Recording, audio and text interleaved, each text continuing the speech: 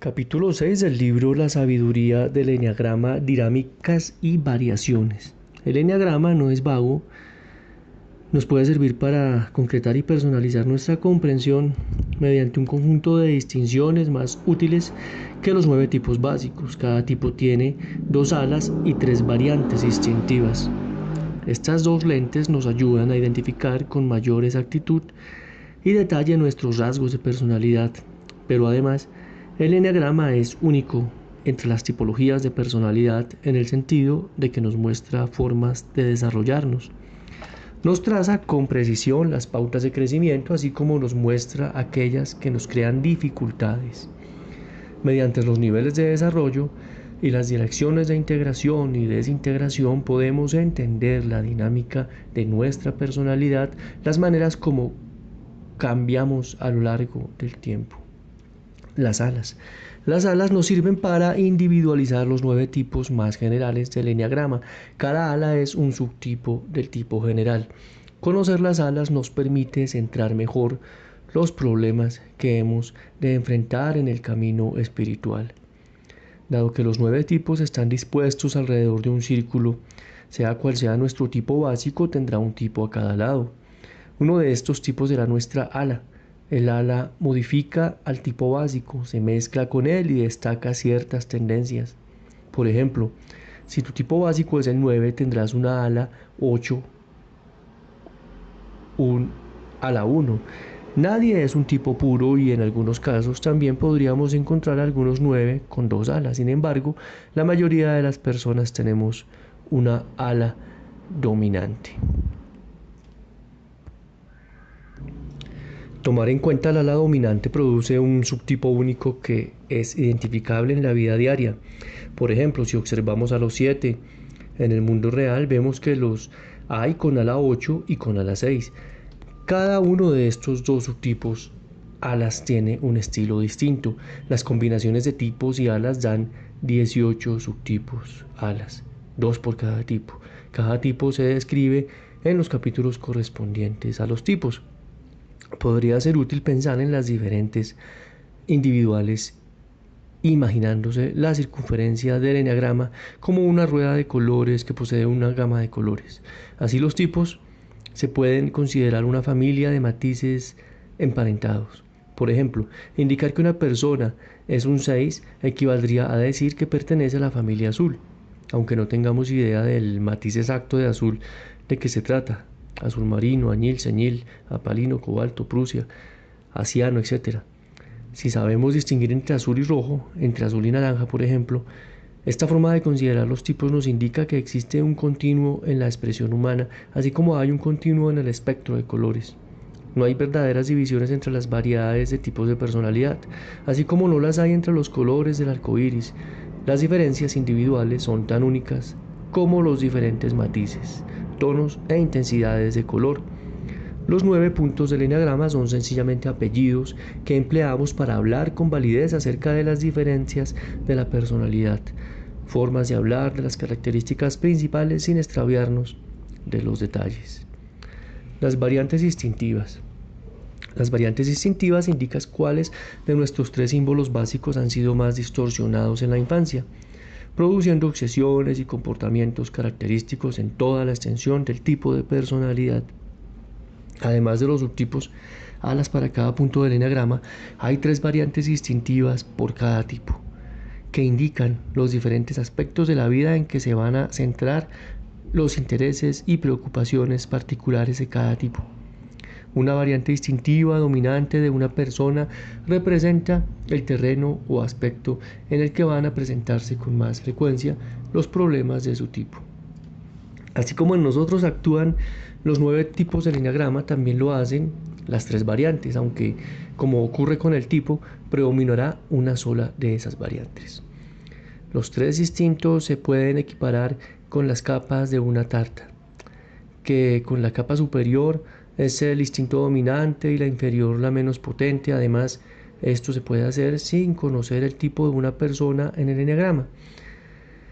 Los instintos son de suyo claramente definidos y observables y son una variable que funciona independientemente del tipo y por lo tanto no es propiamente un subtipo. Las variantes distintivas se fundamentan en los tres instintos primarios que motivan el comportamiento humano: el instinto de conservación, el instinto social y el instinto sexual. Así, cada tipo del eneagrama tiene variaciones basadas en los tres instintos que podrían ser dominantes. Por ejemplo, un 6 podría ser un 6 autoconservador, un 6 social o un 6 sexual, y cada uno de esos 6 tendrá un conjunto de preocupaciones e intereses perceptiblemente diferentes. Por lo tanto, una persona se puede definir como una combinación de un tipo básico, un ala, una variante distintiva dominante. Por ejemplo, un 1 autoconservador con ala 2 o un 8 sexual con ala 9.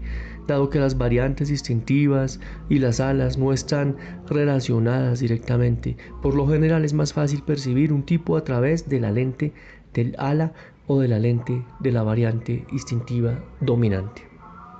No obstante, combinar esos dos marcos de referencia distintos produce 6 variantes para cada tipo, un total de 54 variaciones principales de todo el eneagrama. Tomar en consideración esta dimensión de la personalidad podría ser un grado de detallismo mayor que el que necesitan la mayoría de las personas, pero para el trabajo de transformación son importantes las variantes instintivas. Son dignas de mención porque tienen un papel esencial en las relaciones. Las personas de la misma variante tienden a tener los mismos valores y a comprenderse mutuamente, mientras que las parejas de diferentes variantes, por ejemplo un tipo autoconservador y uno sexual, tendrán a tener más conflicto porque sus valores fundamentales son muy diferentes. La variante distintiva de autoconservación. Muchas personas se pueden identificar fácilmente con esta variante instintiva. A los tipos con esta variante les interesa lograr mantener seguridad, comodidades físicas, lo que suele traducirse en interés por la comodidad, la ropa, el dinero, la casa, la salud física. Estos asuntos son su principal prioridad y es posible que por ocuparse de ellos descuiden otros aspectos de su vida. Por ejemplo, podríamos identificar esta variable instintiva en nosotros y en los demás, observando qué es lo primero que nota la persona al entrar en una habitación. Los tipos autoconservadores tienden a poner la atención en la comodidad del ambiente, del entorno. Favorece su bienestar. Advierten y relacionan con rapidez a la mala iluminación, a los asientos incómodos o si sienten molestos con la temperatura de la sala y continuamente modifican estas cosas. Tal vez se pregunten en qué momento se van a servir de la comodidad o el café, o se preocupen de si habrá suficiente comida, si ésta será de su gusto o si satisfará sus necesidades dietéticas. Cuando este instinto funciona en armonía con el tipo de personalidad, estas personas son muy prácticas, aplican sus energías a ocuparse de las necesidades básicas de la vida, a crear un ambiente seguro, hacer la compra, cuidar de la casa y el lugar de trabajo, pagar las facturas y adquirir habilidades útiles para no interrumpir un ritmo ordenado de vida. Pero cuando la personalidad se vuelve insana, deforma el instinto y hace que estas personas cuiden mal de sí mismas y tal vez desarrollen trastornos en el comer y el dormir, es posible que acumulen demasiadas cosas, compren y coman en exceso y a continuación también se purguen en exceso de la carga o el equipaje innecesario. Los tipos autoconservadores menos sanos descuidan su aspecto físico o se obsesionan por la salud y la alimentación o ambas cosas. Además, su aspecto práctico y sus finanzas llegan a distorsionarse, lo cual les causa problemas de dinero y en la organización de sus asuntos. Si los problemas de la personalidad avasallan al instinto de conservación, la persona podría entregarse a un comportamiento deliberadamente autodestructivo en el cual el instinto se vuelve contra ella. Cuando en la persona dominan los otros dos instintos y el de conservación es el menos desarrollado, no se acuerda de atender a los asuntos básicos de la vida. Estas personas no siempre piensan que necesitan comer y dormir bien. Apenas darán importancia a esos factores medioambientales y tendrán a inhibir la ambición de acumular riqueza o propiedades, o siquiera se preocuparán por esas cosas. Descuidarán la administración del tiempo y sus recursos, muchas veces con efectos gravemente perjudiciales para su profesión o trabajo, su vida social y su bienestar material. La variante instintiva social. La mayoría sabemos que tenemos un componente social, pero tendemos a considerarlo como el deseo de relacionarnos, de asistir a fiestas y reuniones, de pertenecer a grupos, etc. El instinto social, sin embargo, es algo mucho más fundamental. Es un deseo potente que se encuentra en todos los seres humanos de caer bien, de ser aprobado, de sentirse a salvo con otras personas. Solos somos bastante débiles y vulnerables y podemos fácilmente ser víctimas de un ambiente hostil.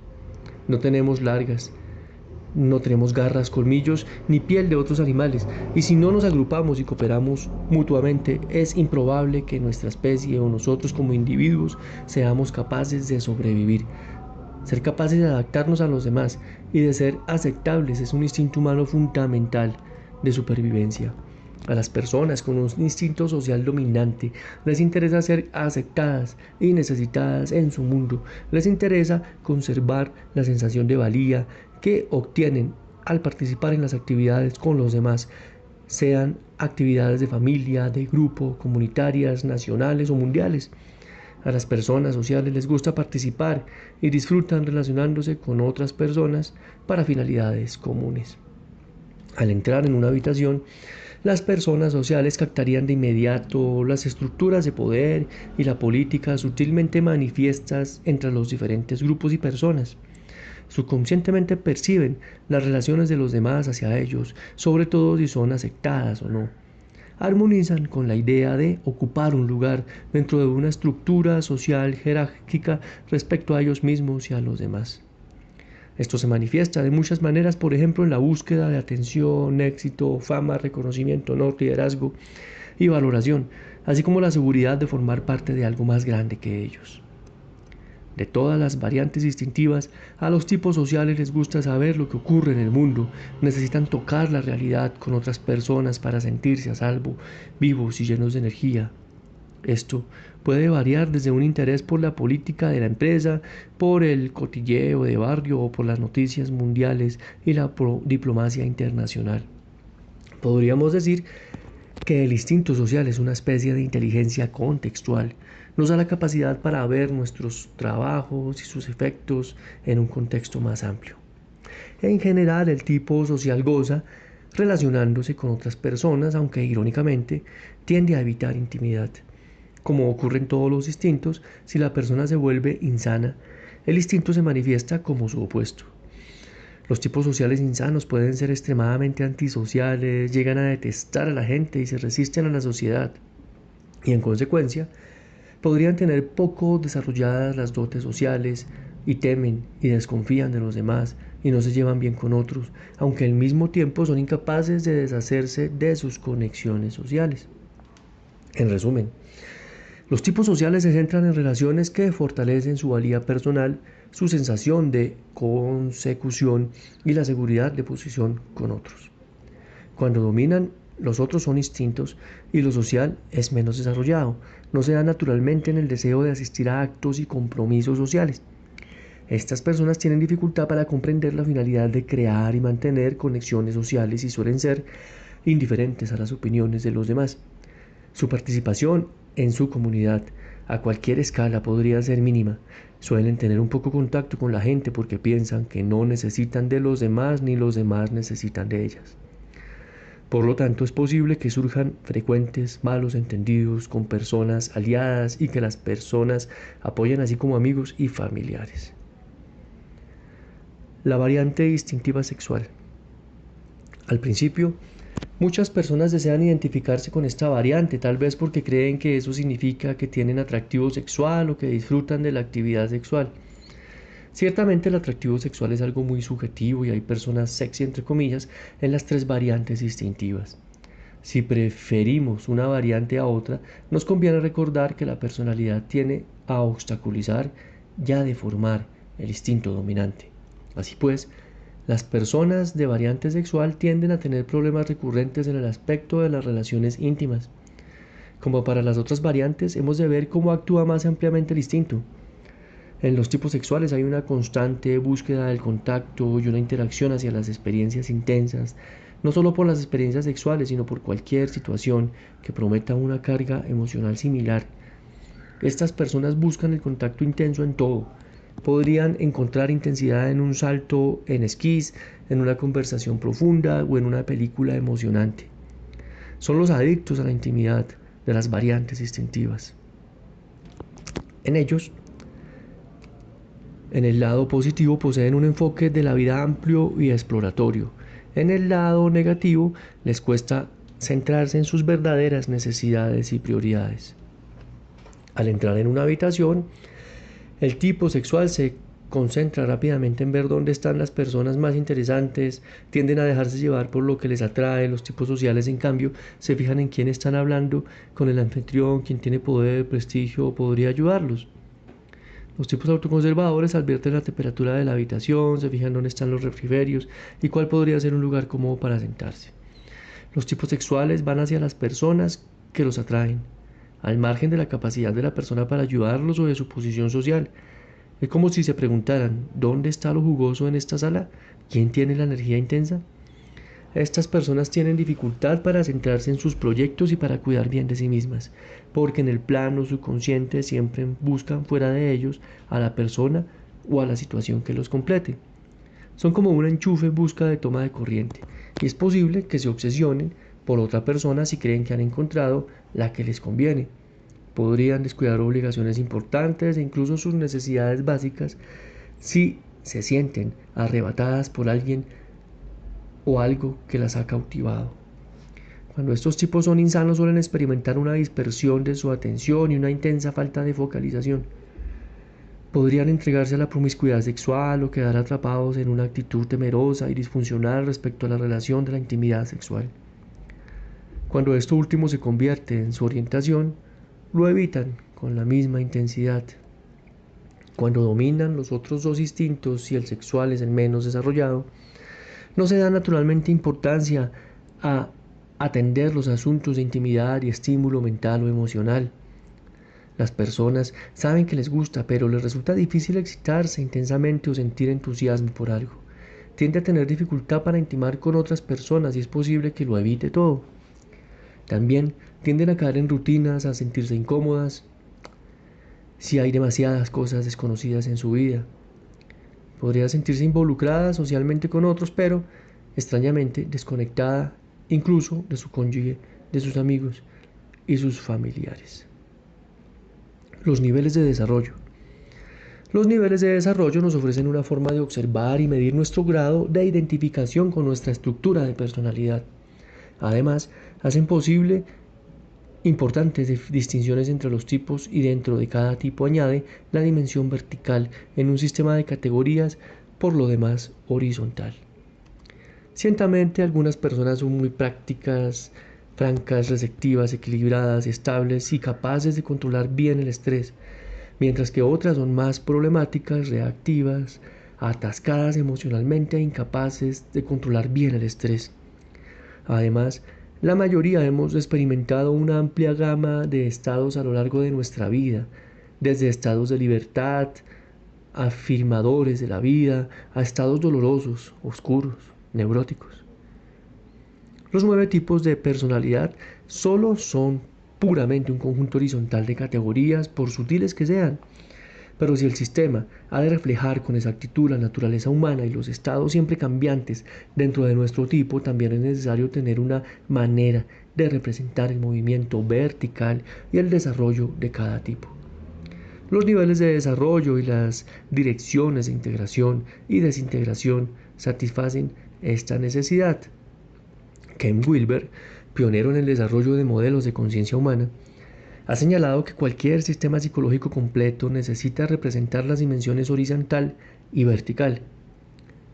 La dimensión horizontal solo describe las características de los tipos. Para que el sistema sea completo, debe tomarse en cuenta el elemento vertical, y eso es lo que hacen los niveles de desarrollo. Por muy obvio que parezca ahora, y por extendido que se haya hecho el uso de esta distinción, esto no se había conseguido hasta que Don comenzó a desarrollar la dimensión vertical de los tipos del enneagrama, distinguiendo entre grados sano, medio e insano.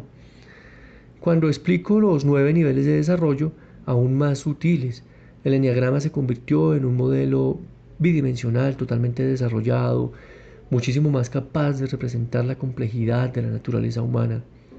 Estas dos dimensiones se pueden representar más o menos como una tarta de 9 capas. Los niveles de desarrollo tienen muchas y profundas implicaciones prácticas y terapéuticas, como veremos en el resto del libro. Son un marco que se esclarece en el movimiento, crecimiento y deterioro dentro de cada tipo. Sirven para pronosticar el comportamiento y en su aspecto más sencillo son un criterio de medir la salud mental y emocional de una persona. Los niveles dentro de cada tipo son distintos pero están relacionados. Nos aportan una forma de pensar acerca de dónde está una persona, en las franjas de rasgos sanos, medios o insanos dentro de cada tipo y el sentido en que se mueve. Los niveles son importantes para la terapia y la autoayuda como manera de especificar qué asuntos o problemas son los más importantes en el trabajo de transformación de una persona en cualquier momento dado. También son útiles para comprender qué rasgos y motivaciones van bien con cada tipo y en consecuencia para comprender las causas de la identificación de tipo errónea y otras confusiones. Por ejemplo, los 8 suelen caracterizarse como agresivos y los 2 como seductores. Aunque todos los tipos pueden ser agresivos y seductores a su manera, los niveles nos sirven para averiguar cómo y cuándo un 8 podría ser agresivo, por ejemplo, y lo más importante, por qué. Tal vez en un plano más profundo los niveles nos dan una idea del grupo de identificación de una persona con su personalidad, es decir, hasta qué punto está a la defensiva y cerrada esa persona o cuánto está liberada y abierta. Es casi imposible hacer generalizaciones al respecto a los tipos sin tomar en cuenta los niveles, porque a medida que cada tipo se deteriora, bajando de nivel, muchas de sus características se convierten en sus opuestas. Por ejemplo, los 8 sanos son los más generosos y constructivos de los tipos, aportan las circunstancias en las que otros pueden prosperar y ser fuertes. Pero de los 8 insanos pueden decirse lo contrario, furiosos y convencidos de que el mundo está contra ellos, son muy destructivos e insensibles. Los 8 sanos parecen tan distintos de los insanos que podrían pensarse que son tipos diferentes. Además, dado que las personas varían dentro de niveles de su tipo, ninguna característica sola es siempre cierta de un tipo. Por lo tanto, no es aconsejable identificar el tipo de nadie basándose en unas pocas características, puesto que todos los comportamientos que acompañan a cada tipo cambian en los diferentes niveles de desarrollo. Si bien nuestro tipo parece ser principalmente innato, consecuencia de factores hereditarios y prenatales, entre ellos la configuración genética en el ambiente de la primera infancia es el factor principal para determinar en qué nivel de desarrollo funcionamos. Las entrevistas a personas reunidas en paneles en nuestros talleres y sesiones de formación profesional han confirmado la observación racional de que la calidad del cuidado parental y otros factores ambientales relacionados, tales como la salud, la educación, la nutrición y el acceso a otros recursos, tienen un enorme efecto en los subsecuentes grados y funcionamiento del niño. Esto se debe a que cada nivel representa una capa más de miedo y defensa. De todos modos, es importante tener presente que todos esos miedos y defensas surgieron en la infancia y los llevamos a la vida adulta mediante hábitos automáticos y sistemas de crecimiento no analizados. También podemos ver cómo el grado de disfunción con que tuvimos que empañarnos en la primera infancia determinó la cantidad de capas de defensas que tuvimos que adoptar. Cuanto más enrarecido haya sido el ambiente de la infancia, mayor es el miedo que nos han infundido y más limitado y rígidos son los modos que empleamos para hacer frente a nuestra situación. Los niveles nos animan a pensar en el desarrollo de los tipos no como un simple interruptor de conexión o desconexión, sino como un continuo de crecimiento. Nos advierten cuando nos estamos involucrando en comportamientos disfuncionales antes de que sea demasiado tarde y los malos hábitos ya se hayan fijado. En los capítulos sobre los tipos, además de los niveles de desarrollo, ofrecemos llamadas a despertar papeles sociales, banderas rojas y otras secciones que te servirán para tomar más conciencia de tu proceso o deterioro.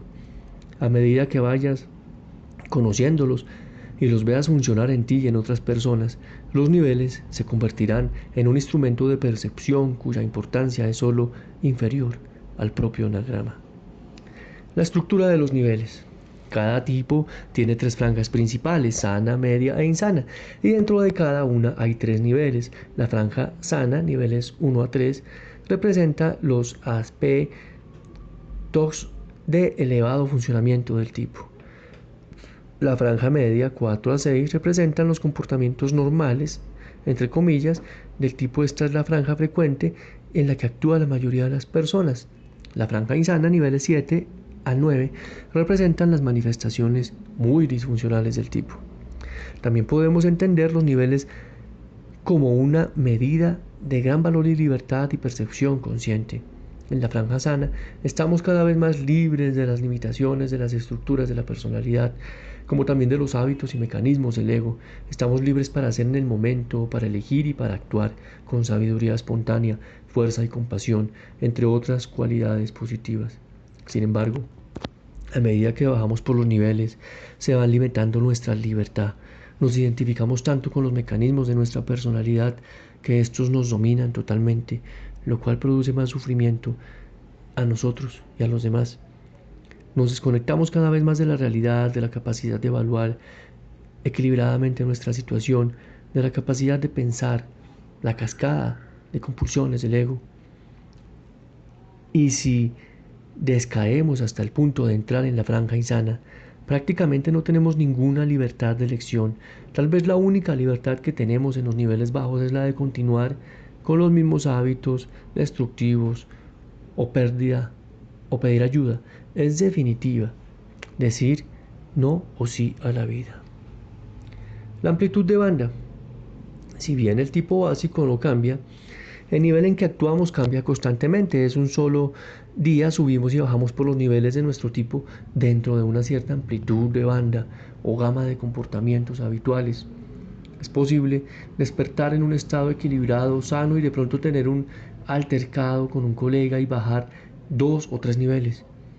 Aun cuando el estado pueda cambiar radicalmente en un tiempo corto, no somos un tipo de personalidad diferente, simplemente manifestamos comportamientos distintos en los diferentes niveles de nuestro tipo.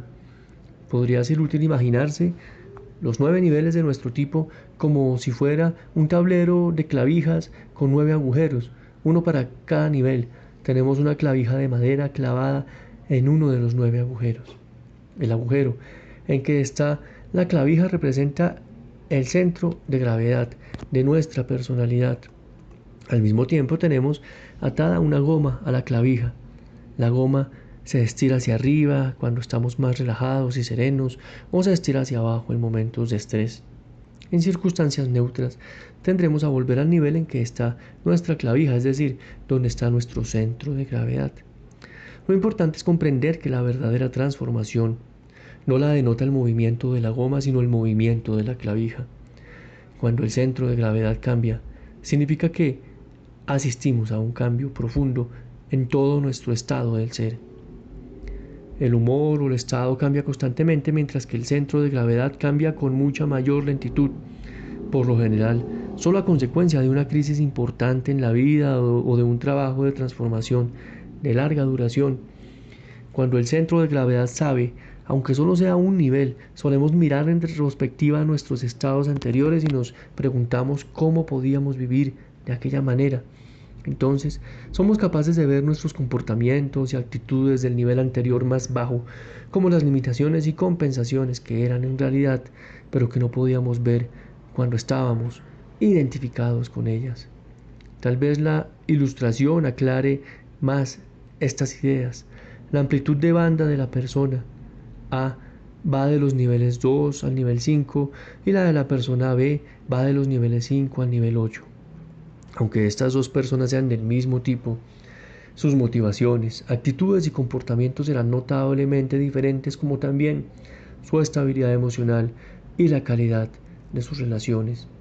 Las flechas indican los niveles en que estas personas tienen sus clavijas o centros de gravedad. Como vemos, el centro de gravedad de la persona A está en el nivel 3, mientras que el de la persona B está en el nivel 6, lo cual explica las enormes diferencias de la expresión, de la estructura de personalidad de cada una. Si queremos que nuestro trabajo sea eficaz, es importante reconocer una inquietante verdad, sea cual sea el nivel en el que estemos funcionando, es decir, esté donde esté nuestro centro de gravedad. Tendemos a ver nuestras motivaciones como si procedieran de la franja sana. Las defensas del ego son tales que siempre nos vemos según nuestra imagen idealizada, aun cuando estemos en la franja media o incluso en la patológica. Por ejemplo, nuestro comportamiento real podría estar en el nivel 6 o 7, pero tendemos a vernos en un nivel mucho más sano, generalmente en el nivel 2. Por lo tanto, tal vez el primer paso real que podemos dar en nuestro viaje interior sea identificar con exactitud no solo nuestro tipo, sino también la gama de niveles que atravesamos normalmente y, muy importante, dónde está en estos momentos nuestro centro de gravedad. El enneagrama no nos servirá de nada si nos engañamos pensando que estamos más sanos de lo que realmente estamos. Estado de ánimo y nivel. También vale la pena observar que un cambio de nivel no es lo mismo que un cambio de humor o de estado de ánimo. Estar de mejor humor no es necesariamente una señal de que se esté en un nivel más elevado de desarrollo.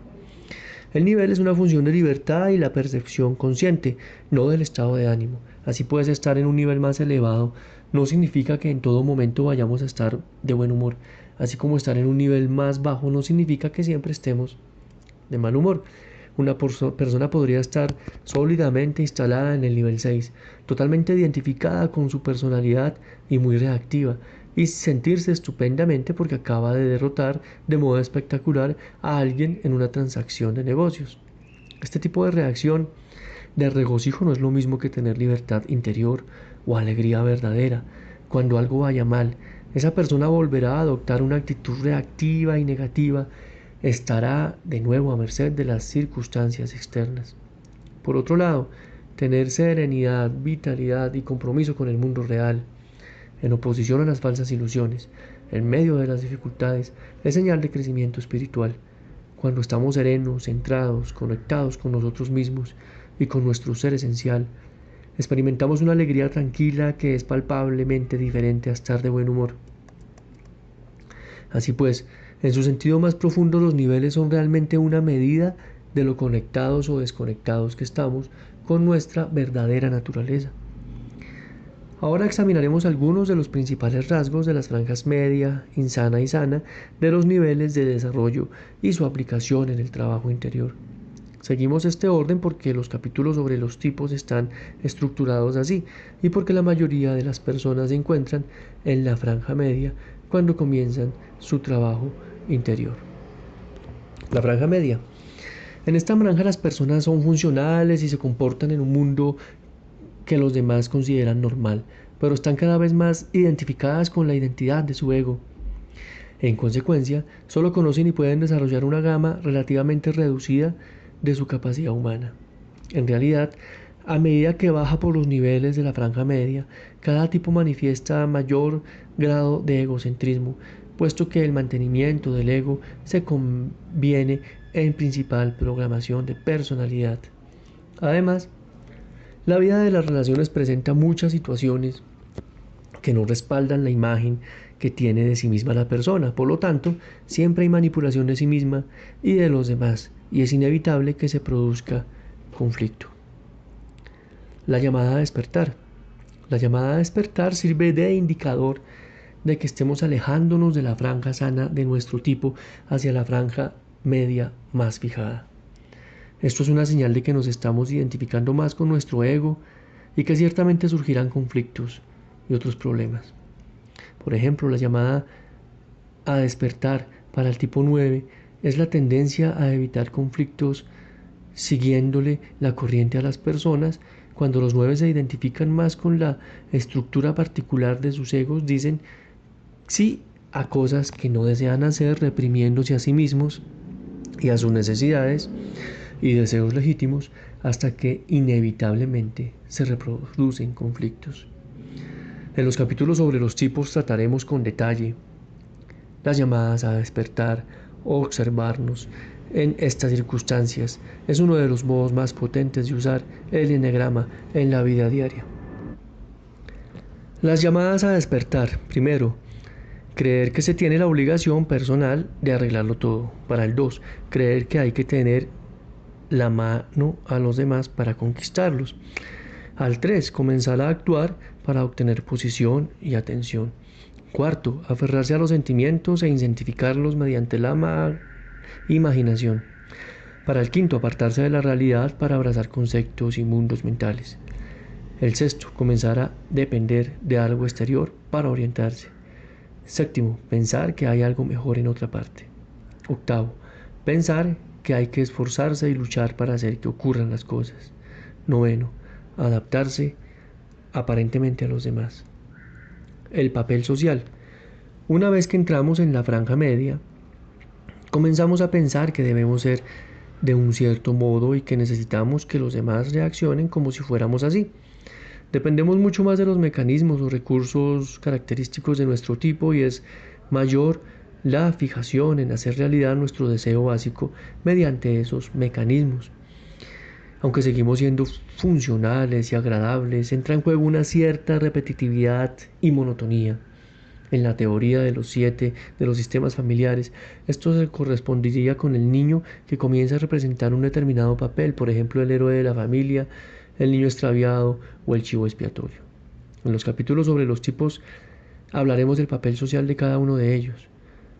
Observarnos cuando entramos y salimos de nuestro papel social es una manera muy práctica y potente de hacer de la vida el campo de ejercicio transformador.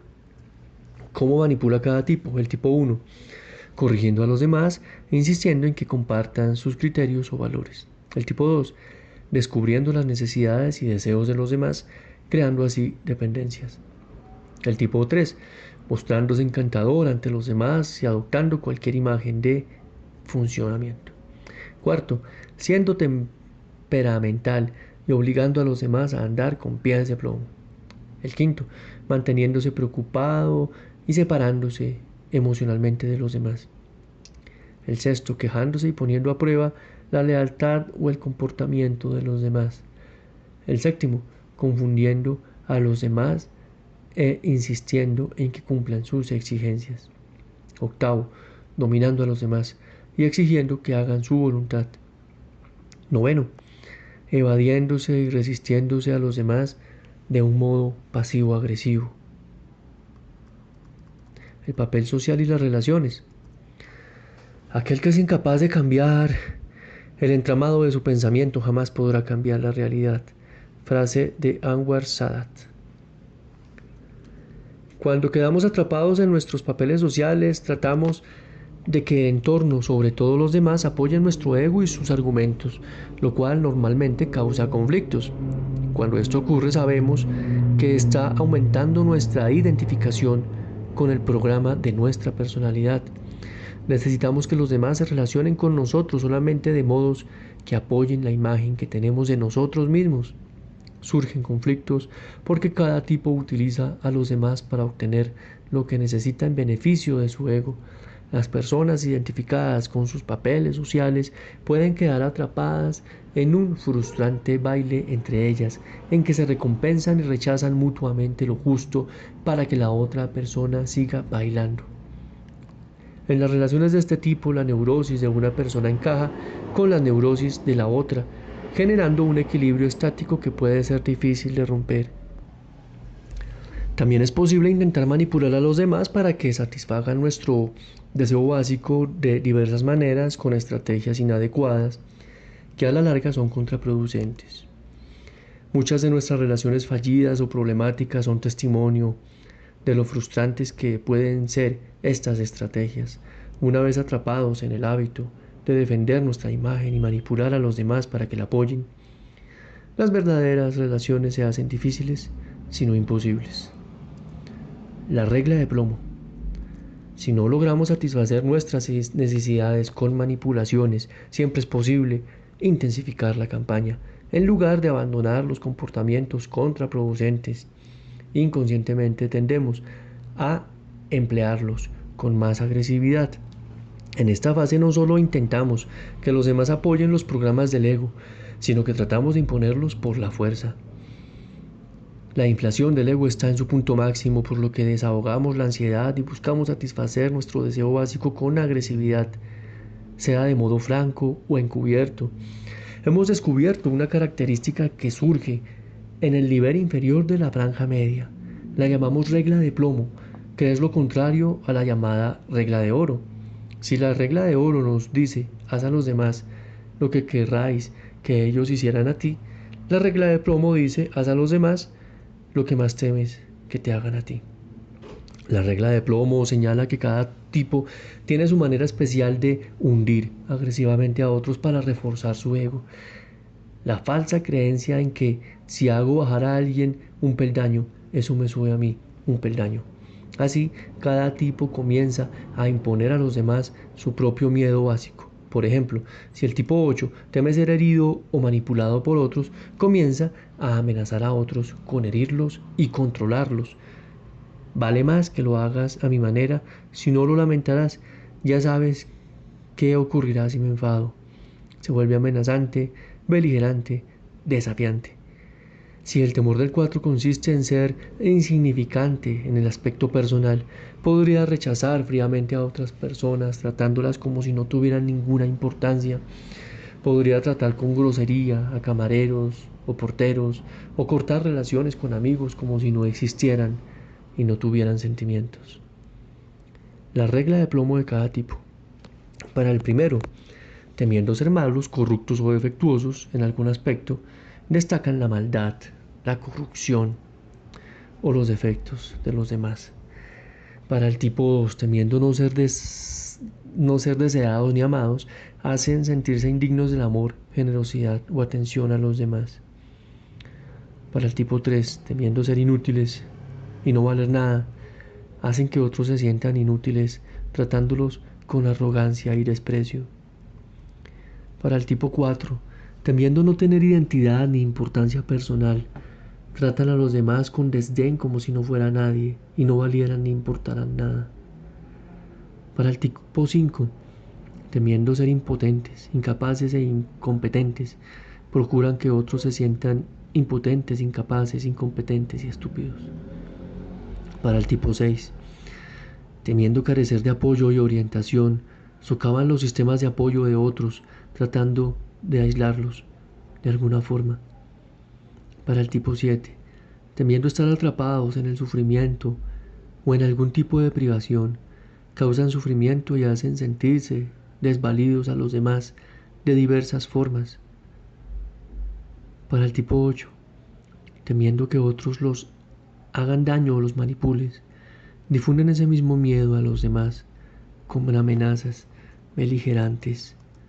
Para el 9, temiendo sufrir la pérdida de contacto con otros, se desconectan de los demás para hacer que sientan que han perdido conexión con ellos. La bandera roja. Antes de que cada tipo entre en la franja insana, se encuentran con lo que llamamos el miedo, bandera roja. Si la llamada a despertar era una invitación a reaccionar antes de que la persona bajara más en la franja de nivel medios y entrara en una fijación mayor, en un sueño, entre comillas, más profundo, la bandera roja es una alarma mucho más seria que indica una crisis inminente. Los miedos, bandera roja. Para el tipo 1, que sus ideales estén equivocados y sean contraproducentes. Para el tipo 2, estar ahuyentando a sus amigos y seres queridos. Para el tipo 3, estar enfrascado, fracasando, que sus pretensiones sean vanas y fraudulentas. Para el tipo 4, estar estropeando sus vidas y desperdiciando sus oportunidades. Para el tipo 5, no encontrar jamás un lugar en el mundo o entre las personas. Para el tipo 6, que sus actos perjudiquen su seguridad. Para el tipo 7, que sus actividades les traigan sufrimiento e infelicidad. Para el tipo 8, que los demás se vuelvan contra ellos y tomen represalias. Para el tipo 9, que la realidad los obligue a enfrentar sus problemas. La bandera roja es un miedo, pero es un miedo realista y es necesario hacerle caso si se quiere resistir las fuerzas destructivas que amenazan con un descenso de nivel. Si el miedo, bandera roja, hace tomar conciencia a la persona, es posible que abandone los comportamientos y actitudes que la han llevado a su peligrosa situación. Pero si es incapaz o no quiere hacer caso de su bandera roja, tal vez continúe en sus actitudes y comportamientos contraproducentes, con la consecuencia casi inevitable de que caerá en estados cada vez más destructivos. La franja insana. Es posible caer en la franja insana para muchos motivos, pero por suerte no es muy fácil quedarse estancado allí. Por un tiempo tal vez podríamos recurrir a comportamientos insanos, pero es raro que nuestro centro de gravedad entre en esa franja. Esto se debe a que, al parecer, el límite entre las franjas media e insana actúa a modo de freno en el deterioro de la personalidad. Así pues, muchas personas se sitúan durante años en la franja media sin pasar a la insana. A esta línea divisoria de niveles la llamamos punto de choque. Dado que se precisa un impulso o una descarga adicional de energía para pasar a los niveles insanos, la mayoría de las personas no entran allí a no ser que haya ocurrido una de dos cosas. La primera es una crisis importante. Por ejemplo, la pérdida de un puesto de trabajo o la pérdida del cónyuge por divorcio o muerte, o una catástrofe importante de tipo médico o financiero. Si la persona no dispone de herramientas psicológicas y espirituales para enfrentar esa crisis, puede caer repentinamente en la franja insana y ser incapaz de salir. Por fortuna, en esas circunstancias muchas personas comprenden que se están hundiendo y que necesitan visitar a un terapeuta o iniciar algún tipo de programa de recuperación.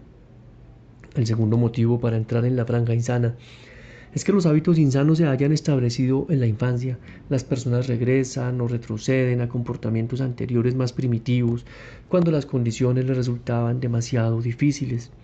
Las personas que en su infancia experimentaron malos tratos, abusos y sufrimientos extremos, emocionales, mentales, sexuales o físicos, tuvieron que construir defensas enormes para protegerse. En esas condiciones nunca pudieron aprender habilidades sanas para arreglárselas y son muy propensas a volver a hábitos destructivos. Cuando nos volvemos insanos, nos desconectamos de nuestra verdadera naturaleza, nos desconectamos cada vez más de la realidad, quedamos atrapados en un laberinto de reacciones e ilusiones engañosas y descontrolados.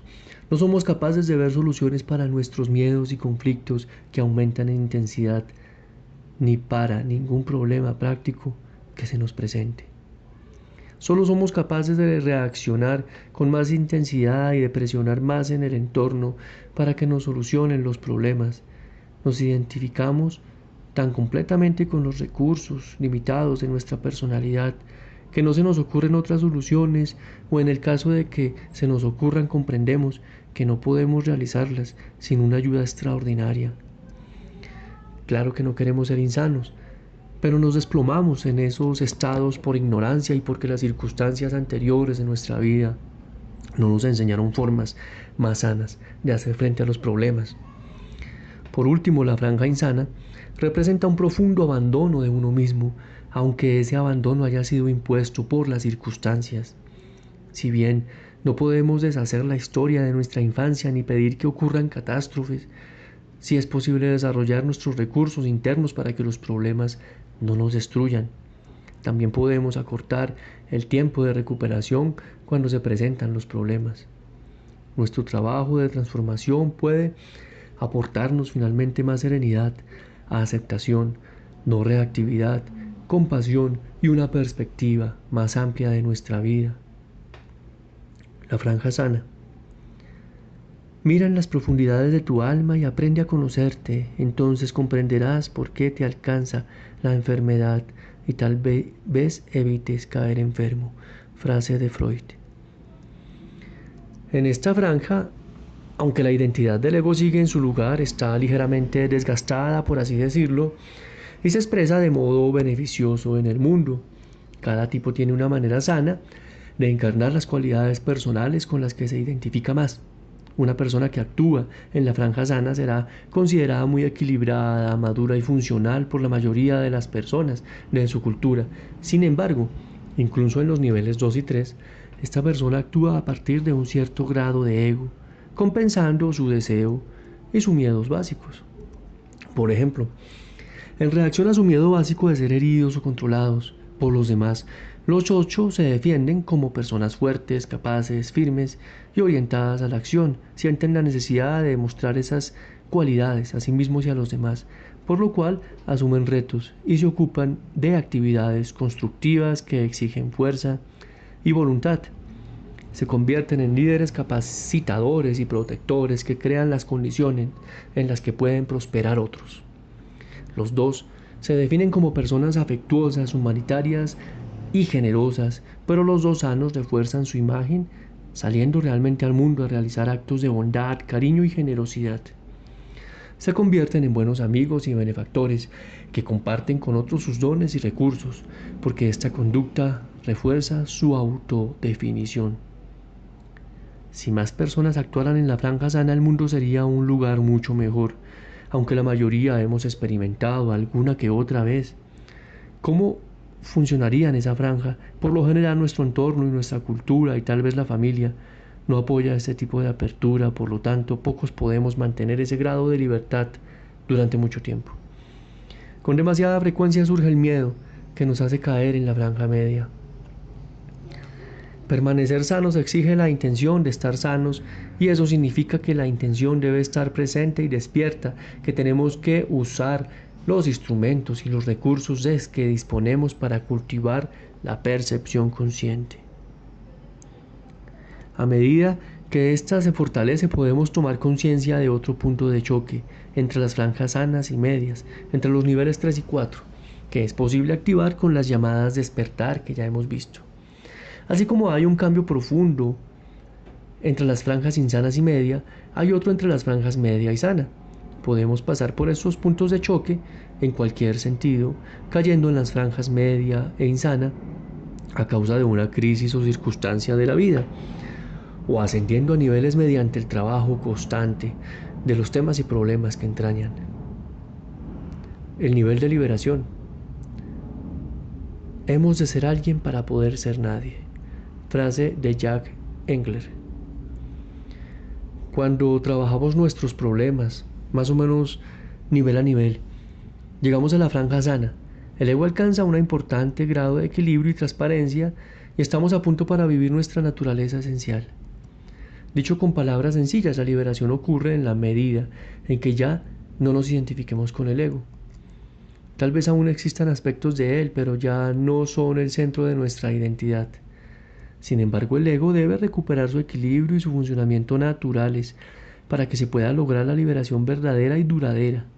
En esta fase, la persona ha abandonado una determinada imagen de sí misma, ha trabajado su miedo básico y expandido su percepción consciente hasta actuar correctamente según su deseo básico. Todos estos procesos requieren equilibrio, sabiduría, valor, fuerza y suficiente integridad psicológica para soportar la ansiedad que supone la disolución de la identificación con el ego. Cuando llegamos al nivel de liberación suele ser una gran sorpresa descubrir que ya tenemos las cualidades que hemos estado buscando. Nos damos cuenta de que había estado siempre presentes, aunque las buscásemos en lugares equivocados.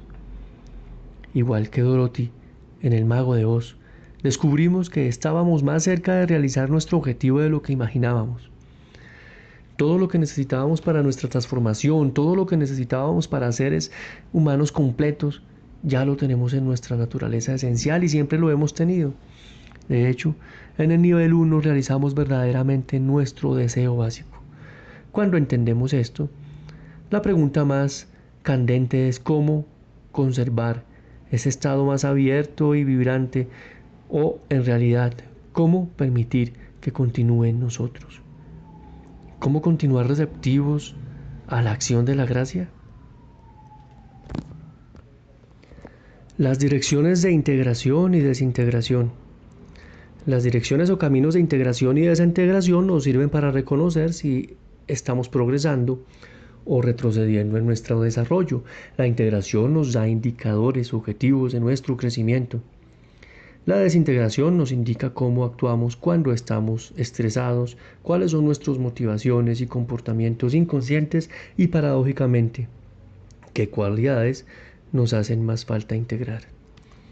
Si miras el eneagrama verás que cada número alrededor del círculo está conectado a otros dos por líneas. Por ejemplo, el 8 parte una línea hacia el 2 y otra hacia el 5. Del 9 una línea hacia el 3 y otra hacia el 6. Lo mismo vemos en todos los tipos. Una línea representa la dirección de integración o el desarrollo natural hacia la integridad de cada tipo, mientras que la otra representa su dirección de desintegración, que muestra qué comportamientos manifestamos cuando hemos llevado al límite los comportamientos de nuestro tipo. Los movimientos en ambas direcciones son procesos que ocurren de modo natural, porque el eneagrama predice cómo será cada tipo cuando estés más sano, menos limitado y fijado. O a la inversa, cómo será cuando esté más identificado, más tenso y, en definitiva, disfuncional. Los movimientos por las direcciones de integración y desintegración son distintos de los movimientos hacia arriba y hacia abajo por los niveles, aunque están relacionados. Más adelante hablaremos de esto. En sentido estricto, no podemos decir que una dirección sea necesariamente toda buena y en la otra sea necesariamente toda mala. La naturaleza humana ha desarrollado sutiles recursos o mecanismos de compensación en ambas direcciones, y el eneagrama es capaz, como ningún otro sistema, de seguirles la pista. Comprender estos movimientos y reconocerlos en nuestra vida diaria puede ser utilísimo para acelerar nuestro desarrollo. En la figura del eneagrama, las flechas indican las direcciones de desintegración de cada tipo. Por ejemplo, el tipo 8 representa la dirección de desintegración del tipo 2. Las flechas de la dirección de integración apuntan en sentido contrario, de modo que, en el ejemplo, la dirección de integración del tipo 8 va hacia el 2. Si los tipos están bien definidos, el eneagrama puede pronostica comportamientos futuros. Nos dice cómo será cada tipo si continúa deteriorándose en sus identificaciones, defensas y comportamientos contraproducentes. También predice las cualidades sanas que surgirán cuando la persona esté menos identificada con los hábitos, estructuras y defensas de su tipo. La dirección de desintegración. Normalmente la dirección de desintegración manifiesta en los periodos de más estrés o incertidumbre. Cuando forzamos al máximo la estrategia de nuestro tipo sin llegar al extremo de pasar a un nivel inferior, y con ello no mejoramos la situación o no conseguimos lo que deseábamos, sin darnos cuenta comenzamos a expresarnos o comportarnos como el tipo a que lleva la dirección de desintegración. En psicología a esto se le llama expresar o desahogar deseos o emociones inconscientes o subconscientes. Estas actitudes y comportamientos suelen ser compulsivos, aunque no son necesariamente destructivos de inmediato. Casi siempre nos vemos o vemos a alguien desahogarnos en más o menos el mismo nivel que funciona dentro de un tipo básico. Esto sirve para explicar todo tipo de cambios desconcertantes de comportamientos que vemos en las personas. Además, también explica por qué no saltamos súbitamente del comportamiento medio de nuestro tipo a uno patológico en la dirección de desintegración y por qué no es necesario estar en la franja insana de nuestro tipo para ir a la dirección de desintegración. Por ejemplo, los dos creen que siempre deben ser afables y cariñosos y que deben ocuparse de las necesidades de los demás y no de las suyas, pero en realidad desean que se satisfagan sus necesidades y suponen que si reparten bastante cariño sobre los demás, alguien corresponderá a su generosidad. Si viven dando y nadie les corresponde, o no lo hacen de modo que ellos consideran afectuoso, sentirán más rabia y se expresarán con más energía para lograr satisfacer sus necesidades. Este es el sentido del movimiento del tipo 2 hacia el tipo 8. La persona tipo 2 comienza a desahogar o expresar su rabia reprimida de modo agresivo e impulsivo, en lugar de continuar reprimiendo sus necesidades y halagando a los demás. Se vuelve franco y trata de imponerse. Cuanto más niega su rabia y sus necesidades estas personas, más explosivas y destructivas será su manera de expresarla. La dirección de desintegración, con cambio. Los tipo 1. Los metódicos 1 de pronto se vuelven irritables e irracionales en 4. Los tipo 2, los necesitados 2, de pronto se vuelven agresivos, dominantes según el 8. Los ambiciosos 3 de pronto se reprimen y se vuelven apáticos según los 9. Los distantes 4 de pronto se involucran y se apegan exageradamente según los 2. Los indiferentes 5 de pronto se vuelven hiperactivos y dispersos según el 7. Los obedientes 6 de pronto se vuelven competitivos y arrogantes según los 3. Los dispersos 7 de pronto se vuelven perfeccionistas y críticos según los 1. Los confiados 8 de pronto se vuelven reservados y temerosos según los 5. Los satisfechos 9 de pronto se vuelven angustiados y preocupados según los 6. En todos los tipos opera el siguiente principio. Aquello que un tipo determinado reprime lo expresará de los modos indicados por su dirección de desintegración cuando se sienta presionado. En el cuadro se insinúa este proceso. En los capítulos dedicados a cada tipo se explica esto con más detalle. Es importante comprender que desde un cierto punto de vista el movimiento de la dirección de desintegración es otro mecanismo de supervivencia más. La naturaleza ha dotado a nuestra psique de un buen número de válvulas de escape para que no caigamos fácilmente en lo patológico. La dirección de desintegración es entonces una manera de dejar salir cierta presión. Ese desahogo de la emoción nos produce un alivio temporal y frena un posible descenso más aniquilador hacia la franja insana de nuestro tipo básico, pero ciertamente no nos soluciona el problema. Habremos gastado una buena cantidad de energía y seguiremos teniendo que enfrentar el mismo problema. Expresar la emoción así simplemente nos permite postergar el enfrentamiento con problemas hasta otra oportunidad. Cuando la personalidad está estresada durante un periodo largo de tiempo, podemos comenzar a desviarnos con tanta asiduidad que daremos la impresión de que el tipo al que pertenecemos nos lleva en la dirección de desintegración. Por este motivo, las personas que llevan un tiempo abrumadas, con dificultades emocionales o crisis importantes en su vida, suelen identificarse erróneamente con el tipo al que le lleva su dirección de desintegración y no con el suyo.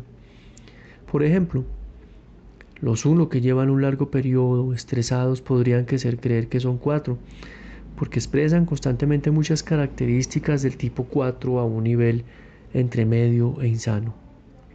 De igual modo, los 9 muy estresados podrían parecerse más a los 6 en su franja media.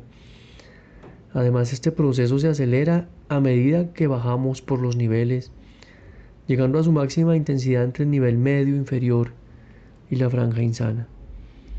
También hemos observado que las personas que han sufrido de trastornos de estrés postraumático o que tienen rasgos fronterizos importantes en su personalidad, tienden a moverse en una dirección de desintegración con mayor frecuencia y facilidad. Sus personalidades más volubles y están menos afirmados en su tipo básico y por tanto se desvían en gran medida hacia la dirección de desintegración. Expresión o desahogo de las emociones. ¿Qué diferencia hay entre sentir una emoción y desahogarla? Si sentimos ira podemos represarla en una rabieta o resistir el impulso y permanecer tranquilos con lo que sentimos, observando las sensaciones que produce la rabia en nuestro cuerpo. Cuando hacemos así, tenemos la oportunidad de conocer en profundidad nuestros sentimientos. Esto no significa reprimirlos, sino por el contrario, sentir cómo son en realidad en lugar de permitirles que nos conduzcan a comportamientos compulsivos. A modo de ejercicio de trabajo interior, la próxima vez que te sorprendas expresándote en dirección de desintegración, procura detenerte, no hacerlo aunque ya hayas empezado. Detente a mitad de frase, si es preciso, y siente tu cuerpo. Obsérvate y averigua cómo es no expresar en aquella manera y dónde está la energía en tu cuerpo. Observa qué le ocurre a tu energía cuando le experimentas directamente en lugar de desgastarla. ¿Cuánto tiempo puedes hacerlo? Fíjate en cualquier montaje que te hagas acerca de la situación. ¿Qué ocurre si continúas expresando así sea emoción? Obsérvate sin juzgarte, ya sea que lo logres o no. La dirección de integración. La dirección de desintegración es inconsciente y compulsiva. Es la manera que tiene el ego de compensar automáticamente los desequilibrios de la psique. Pero la transformación en la dirección de integración es otro asunto, porque requiere una elección consciente. Cuando estamos en el camino de la integración nos decimos: deseo estar más plenamente en mi vida, deseo abandonar mis viejos hábitos e historias, estoy dispuesto a aceptar la verdad que todo aquello que descubra de mí mismo, me siento como me sienta y descubra lo que descubra, deseo ser libre y estar realmente vivo. La dirección de integración comienza a experimentarse alrededor del nivel 4, pero se hace más accesible en el nivel 3 y superiores. Cuando comenzamos a desprendernos del bagaje de nuestra personalidad, experimentaremos un crecimiento y desarrollo en cierta dirección. La curación de nuestros principales problemas simbolizada por el tipo al que lleva el cambio de integración. Las cualidades que necesitamos para crecer se nos hacen más asequibles y cuanto más lo aprovechemos, más acelerarán el proceso de liberarnos de los hábitos limitados de nuestra personalidad.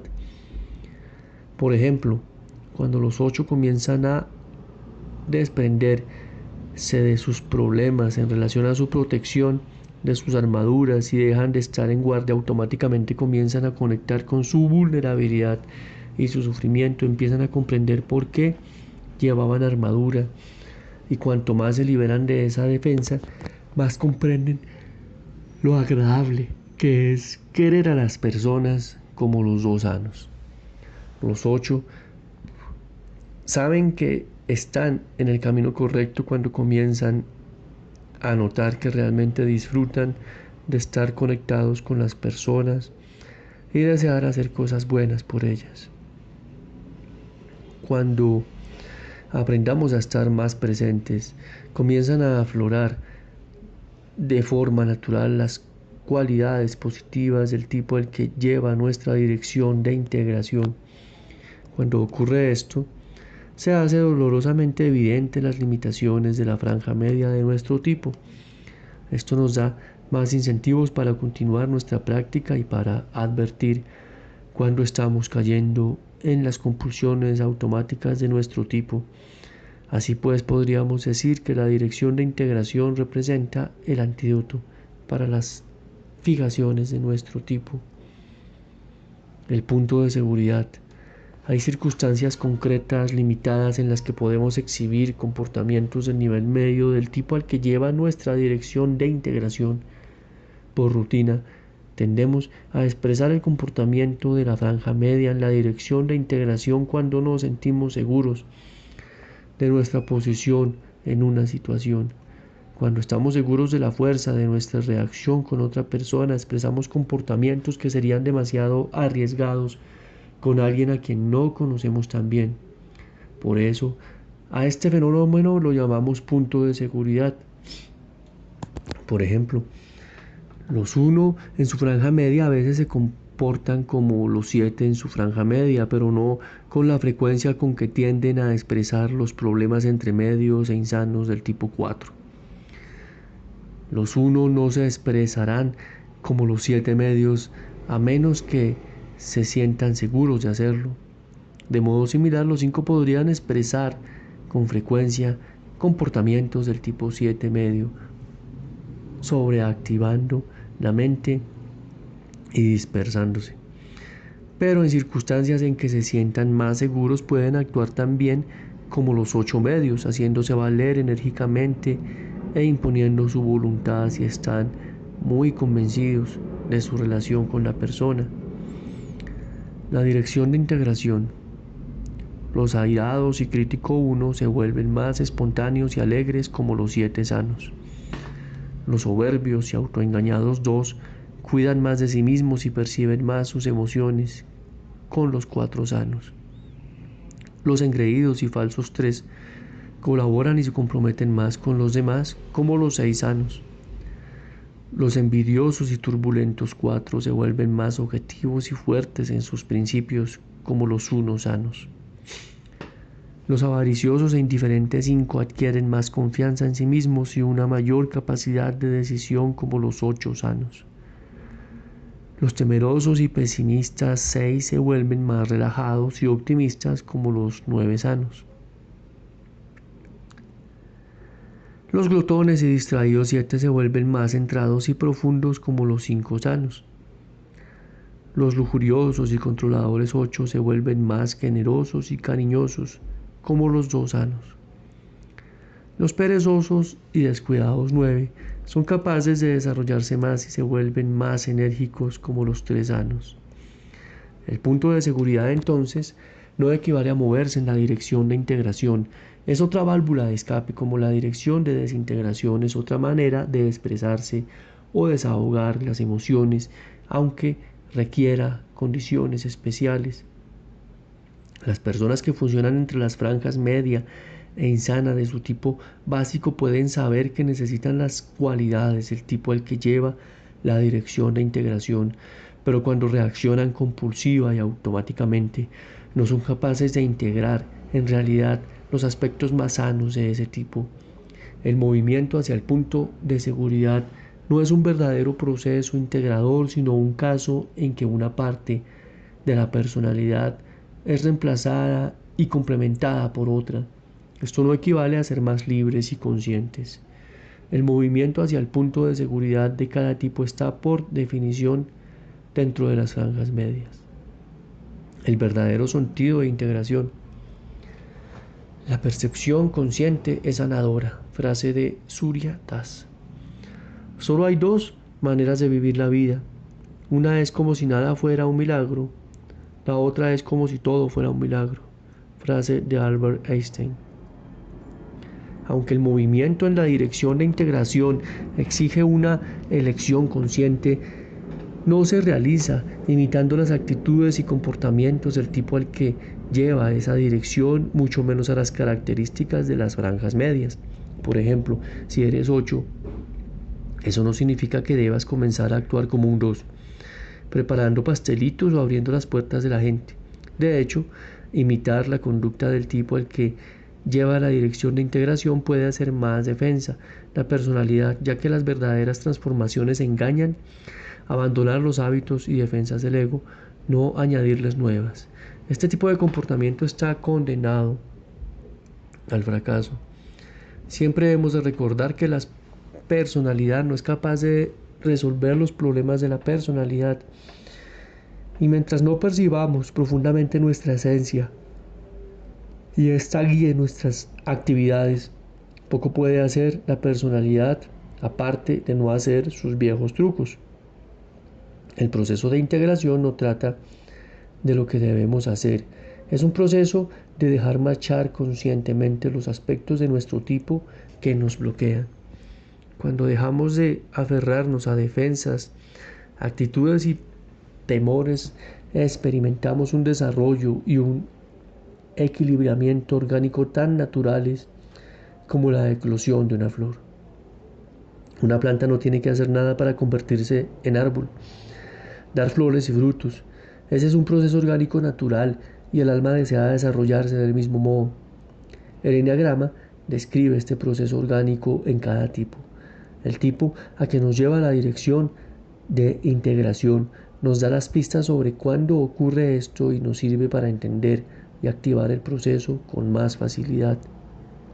Moverse en la dirección de integración enriquece enormemente la calidad de todas nuestras actividades, porque el tipo al que lleva nuestra dirección de integración nos orienta hacia lo que realmente nos realiza y nos ayuda a hacer realidad todas las capacidades de nuestro tipo básico. Por ejemplo, Un 4 que desea expresarse mediante la música será disciplinado y se entregará a la práctica regular como un 1 sano, porque eso le irá bien para realizar sus capacidades. Ir al 1 es su manera de ser 4 más eficaz que puede ser.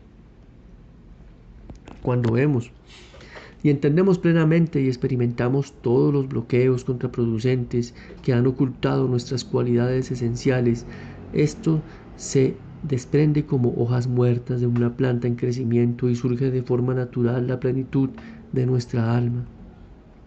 Nuestra alma, con todos los magníficos dones que hemos visto en la franja sana, ya está ahí. Solo nuestra arraigada creencia en las defensas de nuestra personalidad, nuestra necesidad de aterrarnos a ellas y a las resistencias, la imagen propia y las estrategias de nuestro tipo basado en el miedo, nos impiden presentarnos y reclamar lo que nos corresponde por derecho propio. Capítulo 6 del libro La sabiduría del eneagrama, dinámicas y variaciones. El eneagrama no es vago, nos puede servir para concretar y personalizar nuestra comprensión mediante un conjunto de distinciones más útiles que los 9 tipos básicos. Cada tipo tiene 2 alas y 3 variantes distintivas. Estas 2 lentes nos ayudan a identificar con mayor exactitud y detalle nuestros rasgos de personalidad, pero además el eneagrama es único entre las tipologías de personalidad en el sentido de que nos muestra formas de desarrollarnos. Nos traza con precisión las pautas de crecimiento, así como nos muestra aquellas que nos crean dificultades. Mediante los niveles de desarrollo y las direcciones de integración y desintegración podemos entender la dinámica de nuestra personalidad, las maneras como cambiamos a lo largo del tiempo. Las alas. Las alas nos sirven para individualizar los 9 tipos más generales del eneagrama. Cada ala es un subtipo del tipo general. Conocer las alas nos permite centrar mejor los problemas que hemos de enfrentar en el camino espiritual. Dado que los 9 tipos están dispuestos alrededor de un círculo, sea cual sea nuestro tipo básico, tendrá un tipo a cada lado. Uno de estos tipos será nuestra ala. El ala modifica al tipo básico, se mezcla con él y destaca ciertas tendencias. Por ejemplo, si tu tipo básico es el 9, tendrás una ala 8, un ala 1. Nadie es un tipo puro y en algunos casos también podríamos encontrar algunos 9 con 2 alas. Sin embargo, la mayoría de las personas tenemos una ala dominante. Tomar en cuenta el ala dominante produce un subtipo único que es identificable en la vida diaria.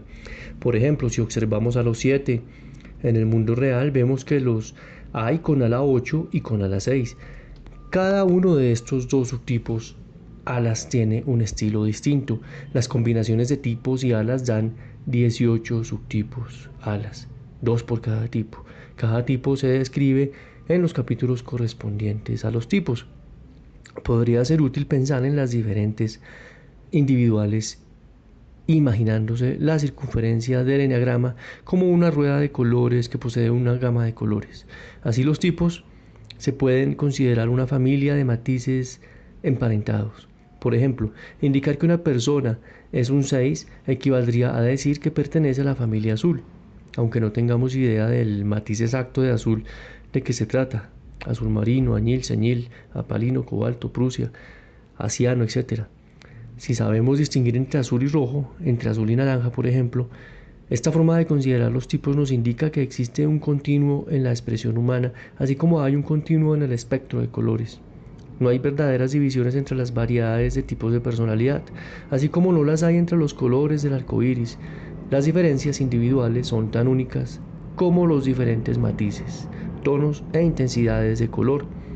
Los 9 puntos del eneagrama son sencillamente apellidos que empleamos para hablar con validez acerca de las diferencias de la personalidad, formas de hablar de las características principales sin extraviarnos de los detalles. Las variantes distintivas.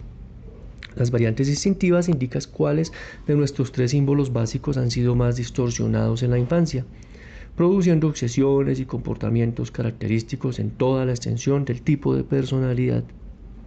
Además de los subtipos, alas para cada punto del eneagrama, hay 3 variantes distintivas por cada tipo, que indican los diferentes aspectos de la vida en que se van a centrar los intereses y preocupaciones particulares de cada tipo.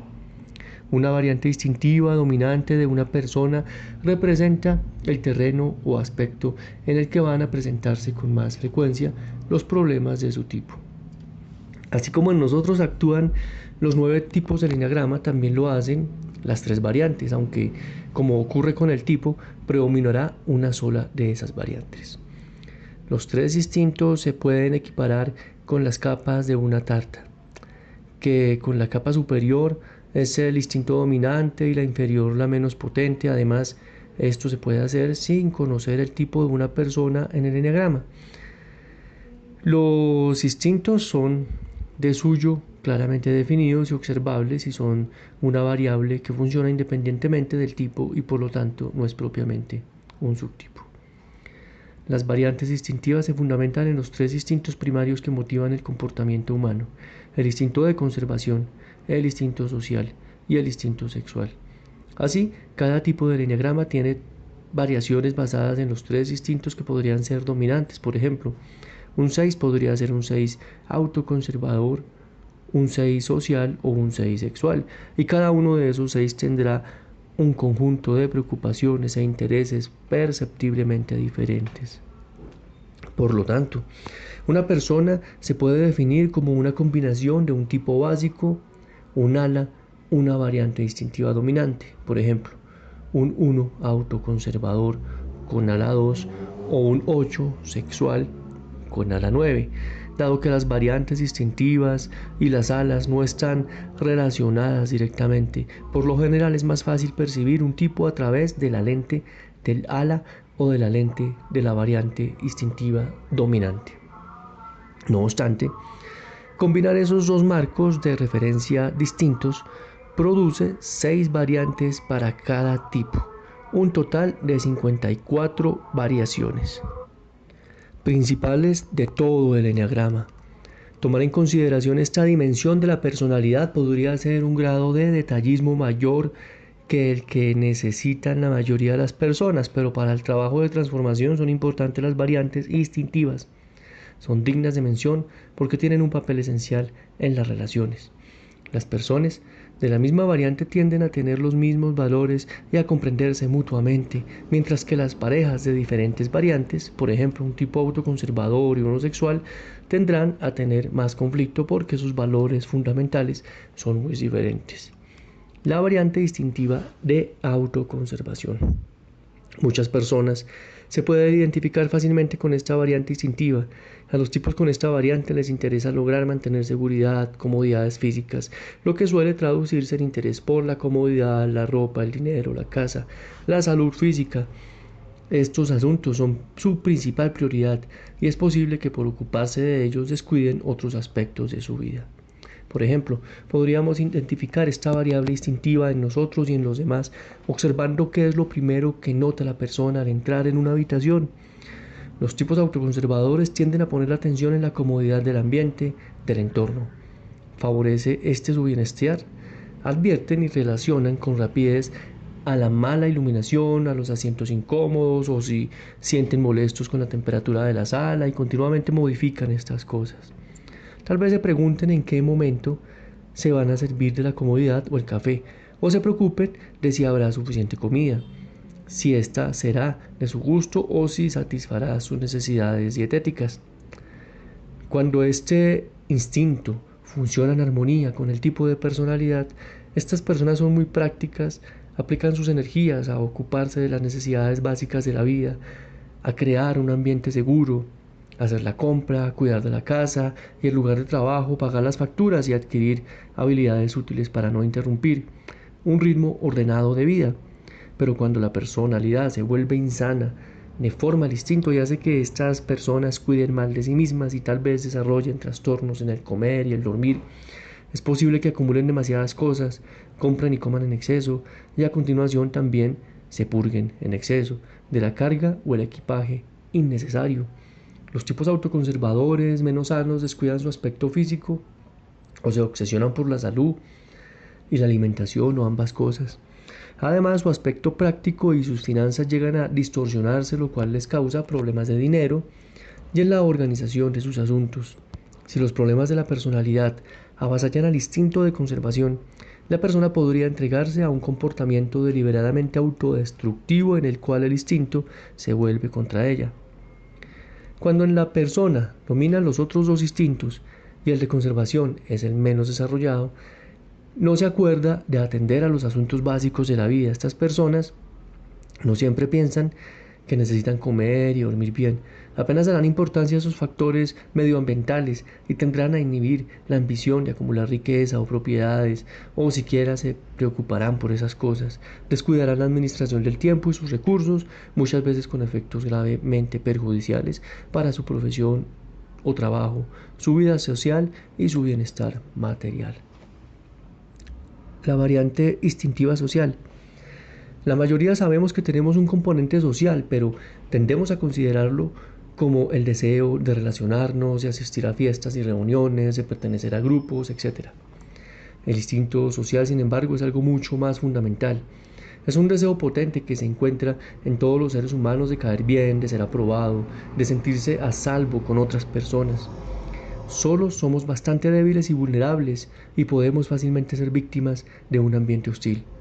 No tenemos garras, colmillos ni piel de otros animales, y si no nos agrupamos y cooperamos mutuamente, es improbable que nuestra especie o nosotros como individuos seamos capaces de sobrevivir. Ser capaces de adaptarnos a los demás y de ser aceptables es un instinto humano fundamental de supervivencia. A las personas con un instinto social dominante les interesa ser aceptadas y necesitadas en su mundo. Les interesa conservar la sensación de valía que obtienen al participar en las actividades con los demás, sean actividades de familia, de grupo, comunitarias, nacionales o mundiales. A las personas sociales les gusta participar y disfrutan relacionándose con otras personas para finalidades comunes.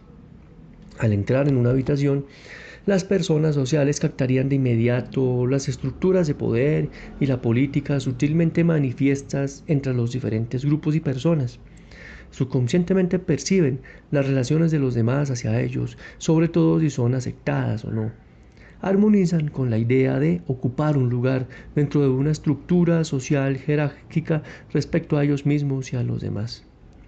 Esto se manifiesta de muchas maneras, por ejemplo, en la búsqueda de atención, éxito, fama, reconocimiento, honor, liderazgo y valoración, así como la seguridad de formar parte de algo más grande que ellos.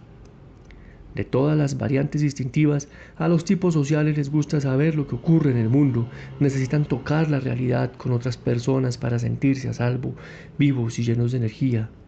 Esto puede variar desde un interés por la política de la empresa, por el cotilleo de barrio o por las noticias mundiales y la diplomacia internacional. Podríamos decir que el instinto social es una especie de inteligencia contextual. Nos da la capacidad para ver nuestros trabajos y sus efectos en un contexto más amplio. En general, el tipo social goza relacionándose con otras personas, aunque irónicamente tiende a evitar intimidad. Como ocurre en todos los instintos, si la persona se vuelve insana, el instinto se manifiesta como su opuesto. Los tipos sociales insanos pueden ser extremadamente antisociales, llegan a detestar a la gente y se resisten a la sociedad. Y en consecuencia, podrían tener poco desarrolladas las dotes sociales y temen y desconfían de los demás y no se llevan bien con otros, aunque al mismo tiempo son incapaces de deshacerse de sus conexiones sociales. En resumen, los tipos sociales se centran en relaciones que fortalecen su valía personal, su sensación de consecución y la seguridad de posición con otros. Cuando dominan, los otros son instintos y lo social es menos desarrollado. No se da naturalmente en el deseo de asistir a actos y compromisos sociales. Estas personas tienen dificultad para comprender la finalidad de crear y mantener conexiones sociales y suelen ser indiferentes a las opiniones de los demás. Su participación en su comunidad a cualquier escala podría ser mínima. Suelen tener un poco contacto con la gente porque piensan que no necesitan de los demás ni los demás necesitan de ellas. Por lo tanto, es posible que surjan frecuentes malos entendidos con personas aliadas y que las personas apoyen así como amigos y familiares. La variante distintiva sexual. Al principio, muchas personas desean identificarse con esta variante, tal vez porque creen que eso significa que tienen atractivo sexual o que disfrutan de la actividad sexual. Ciertamente el atractivo sexual es algo muy subjetivo y hay personas sexy entre comillas en las tres variantes distintivas. Si preferimos una variante a otra, nos conviene recordar que la personalidad tiende a obstaculizar y a deformar el instinto dominante. Así pues, las personas de variante sexual tienden a tener problemas recurrentes en el aspecto de las relaciones íntimas. Como para las otras variantes, hemos de ver cómo actúa más ampliamente el instinto. En los tipos sexuales hay una constante búsqueda del contacto y una interacción hacia las experiencias intensas, no solo por las experiencias sexuales, sino por cualquier situación que prometa una carga emocional similar. Estas personas buscan el contacto intenso en todo. Podrían encontrar intensidad en un salto en esquís, en una conversación profunda o en una película emocionante. Son los adictos a la intimidad de las variantes distintivas. En ellos, en el lado positivo poseen un enfoque de la vida amplio y exploratorio. En el lado negativo les cuesta centrarse en sus verdaderas necesidades y prioridades. Al entrar en una habitación, el tipo sexual se concentra rápidamente en ver dónde están las personas más interesantes, tienden a dejarse llevar por lo que les atrae. Los tipos sociales, en cambio, se fijan en quién están hablando con el anfitrión, quién tiene poder, prestigio o podría ayudarlos. Los tipos autoconservadores advierten la temperatura de la habitación, se fijan dónde están los refrigerios y cuál podría ser un lugar cómodo para sentarse. Los tipos sexuales van hacia las personas que los atraen, al margen de la capacidad de la persona para ayudarlos o de su posición social. Es como si se preguntaran, ¿dónde está lo jugoso en esta sala? ¿Quién tiene la energía intensa? Estas personas tienen dificultad para centrarse en sus proyectos y para cuidar bien de sí mismas, porque en el plano subconsciente siempre buscan fuera de ellos a la persona o a la situación que los complete. Son como un enchufe en busca de toma de corriente, y es posible que se obsesionen por otra persona si creen que han encontrado la que les conviene. Podrían descuidar obligaciones importantes e incluso sus necesidades básicas si se sienten arrebatadas por alguien o algo que las ha cautivado. Cuando estos tipos son insanos suelen experimentar una dispersión de su atención y una intensa falta de focalización. Podrían entregarse a la promiscuidad sexual o quedar atrapados en una actitud temerosa y disfuncional respecto a la relación de la intimidad sexual. Cuando esto último se convierte en su orientación, lo evitan con la misma intensidad. Cuando dominan los otros dos instintos y el sexual es el menos desarrollado, no se da naturalmente importancia a atender los asuntos de intimidad y estímulo mental o emocional. Las personas saben que les gusta, pero les resulta difícil excitarse intensamente o sentir entusiasmo por algo. Tiende a tener dificultad para intimar con otras personas y es posible que lo evite todo. También tienden a caer en rutinas, a sentirse incómodas si hay demasiadas cosas desconocidas en su vida. Podría sentirse involucrada socialmente con otros, pero extrañamente desconectada incluso de su cónyuge, de sus amigos y sus familiares. Los niveles de desarrollo. Los niveles de desarrollo nos ofrecen una forma de observar y medir nuestro grado de identificación con nuestra estructura de personalidad. Además, hacen posible importantes distinciones entre los tipos y dentro de cada tipo añade la dimensión vertical en un sistema de categorías, por lo demás horizontal. Ciertamente algunas personas son muy prácticas, francas, receptivas, equilibradas, estables y capaces de controlar bien el estrés, mientras que otras son más problemáticas, reactivas, atascadas emocionalmente e incapaces de controlar bien el estrés. Además, la mayoría hemos experimentado una amplia gama de estados a lo largo de nuestra vida, desde estados de libertad, afirmadores de la vida, a estados dolorosos, oscuros, neuróticos. Los 9 tipos de personalidad solo son puramente un conjunto horizontal de categorías, por sutiles que sean. Pero si el sistema ha de reflejar con exactitud la naturaleza humana y los estados siempre cambiantes dentro de nuestro tipo, también es necesario tener una manera de representar el movimiento vertical y el desarrollo de cada tipo. Los niveles de desarrollo y las direcciones de integración y desintegración satisfacen esta necesidad. Ken Wilber, pionero en el desarrollo de modelos de conciencia humana, ha señalado que cualquier sistema psicológico completo necesita representar las dimensiones horizontal y vertical. La dimensión horizontal solo describe las características de los tipos. Para que el sistema sea completo, debe tomarse en cuenta el elemento vertical, y eso es lo que hacen los niveles de desarrollo. Por muy obvio que parezca ahora, y por extendido que se haya hecho el uso de esta distinción, esto no se había conseguido hasta que Don comenzó a desarrollar la dimensión vertical de los tipos del enneagrama, distinguiendo entre grados sano, medio e insano. Cuando explico los 9 niveles de desarrollo, aún más sutiles, el enneagrama se convirtió en un modelo bidimensional totalmente desarrollado, muchísimo más capaz de representar la complejidad de la naturaleza humana. Estas 2 dimensiones se pueden representar más o menos como una tarta de 9 capas. Los niveles de desarrollo tienen muchas y profundas implicaciones prácticas y terapéuticas, como veremos en el resto del libro. Son un marco que se esclarece en el movimiento, crecimiento y deterioro dentro de cada tipo.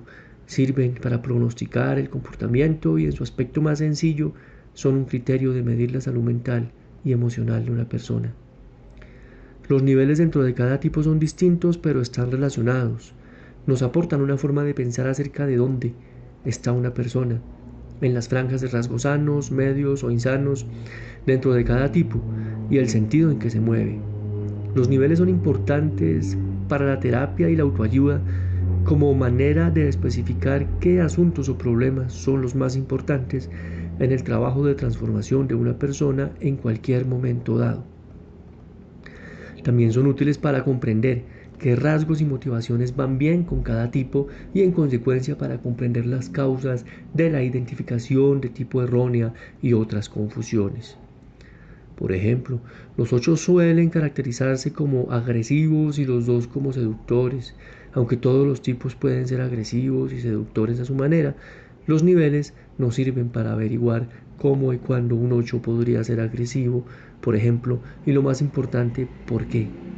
Tal vez en un plano más profundo los niveles nos dan una idea del grupo de identificación de una persona con su personalidad, es decir, hasta qué punto está a la defensiva y cerrada esa persona o cuánto está liberada y abierta.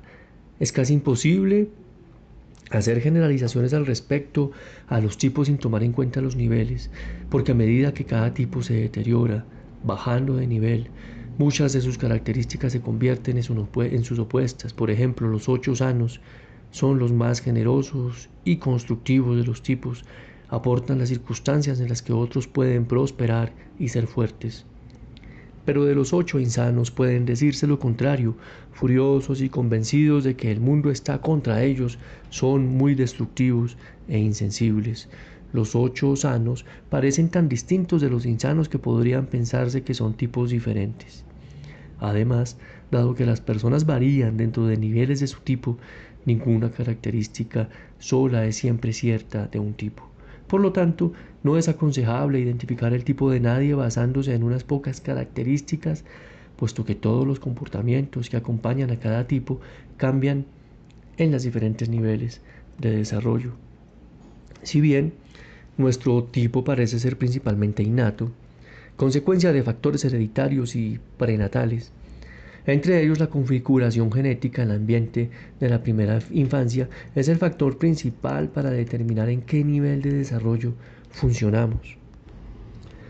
Las entrevistas a personas reunidas en paneles en nuestros talleres y sesiones de formación profesional han confirmado la observación racional de que la calidad del cuidado parental y otros factores ambientales relacionados, tales como la salud, la educación, la nutrición y el acceso a otros recursos, tienen un enorme efecto en los subsecuentes grados y funcionamiento del niño. Esto se debe a que cada nivel representa una capa más de miedo y defensa. De todos modos, es importante tener presente que todos esos miedos y defensas surgieron en la infancia y los llevamos a la vida adulta mediante hábitos automáticos y sistemas de crecimiento no analizados. También podemos ver cómo el grado de disfunción con que tuvimos que empañarnos en la primera infancia determinó la cantidad de capas de defensas que tuvimos que adoptar.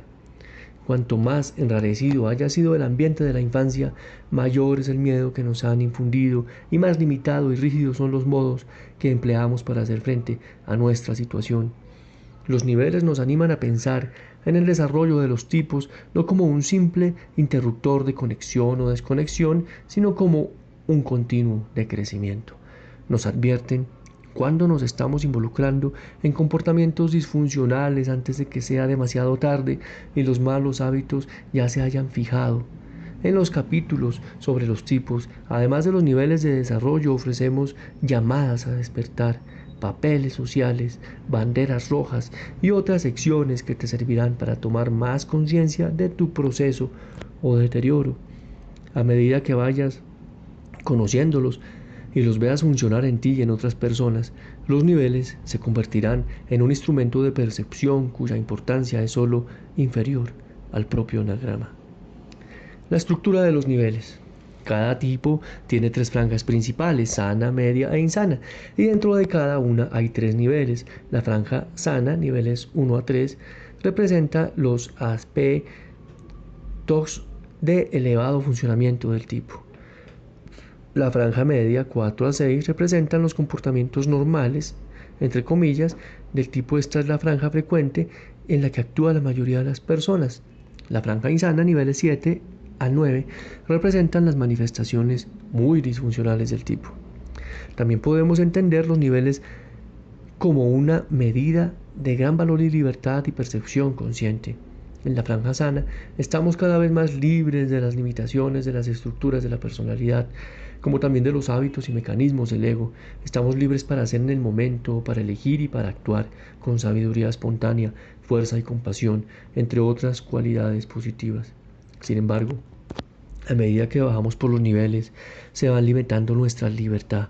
Nos identificamos tanto con los mecanismos de nuestra personalidad que estos nos dominan totalmente, lo cual produce más sufrimiento a nosotros y a los demás.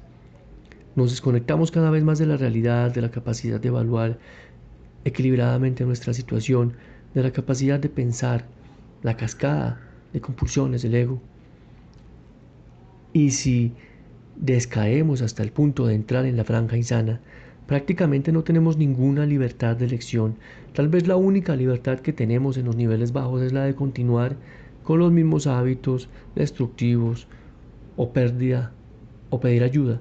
Es definitiva decir no o sí a la vida. La amplitud de banda. Si bien el tipo básico no cambia, el nivel en que actuamos cambia constantemente. Es un solo día, subimos y bajamos por los niveles de nuestro tipo dentro de una cierta amplitud de banda o gama de comportamientos habituales. Es posible despertar en un estado equilibrado, sano y de pronto tener un altercado con un colega y bajar 2 o 3 niveles. Aun cuando el estado pueda cambiar radicalmente en un tiempo corto, no somos un tipo de personalidad diferente, simplemente manifestamos comportamientos distintos en los diferentes niveles de nuestro tipo.